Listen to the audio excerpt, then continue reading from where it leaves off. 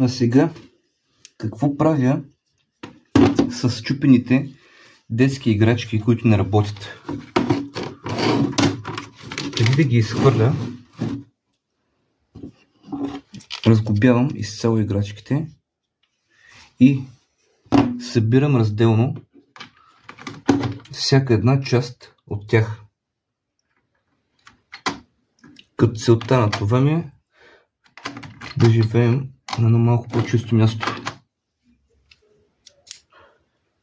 Може би на пръв поглед това е нещо дребно, но аз смятам, че големите неща, големите постижения започват с малките. Затова ще разглоба изцяло тази играчка и ще отдела всяка една метална частица на страни, всяка една пластмасова от другата страна. Като по този начин всичко бъде изхвърлено последствие разделно.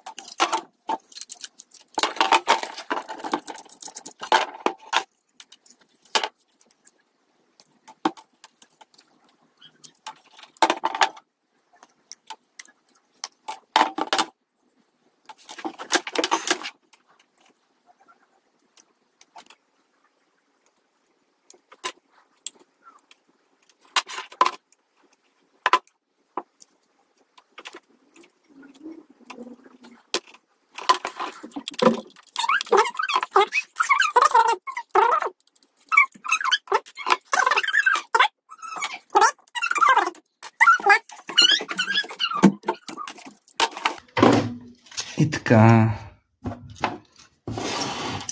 пластмасовите части са отделени, отиват в контейнера за пластмаса. Металните части са отделени, отиват в контейнера за метал. Кабелчетата са отделени. За да бъде както трябва рециклирането, кабели ще бъдат изчистени от изолацията си. Нещо, което ще го покажа в други клипове, тъй като искам да се съберат малко повече кабели.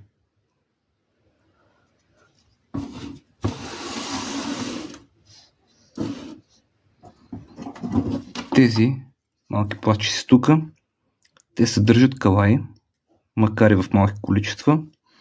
Ето тук се намира калая. Впоследствие той също в бъдещи клипове ще бъде отделен и изчистен. Тук също има калай. Тук пропуснах нещо. Ето тези две части, по които също има метални елементи. Сега ще ги изчистя тях набързо. Ще ги отделя и ще бъдат готови за разделното събиране.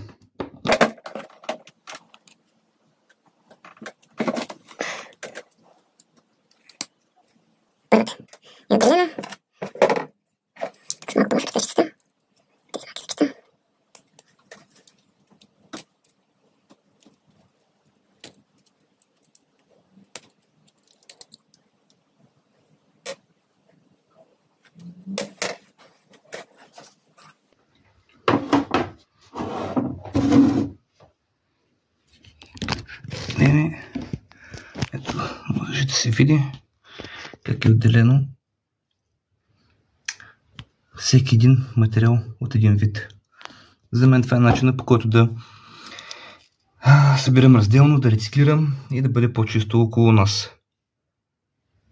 Ако ви е било интересно и ако искате да има и други такива клипове или епизоди, всеки го нарича по различен начин, моля, абонирайте се за канала ми, това ще бъде един вид подкрепа към мен.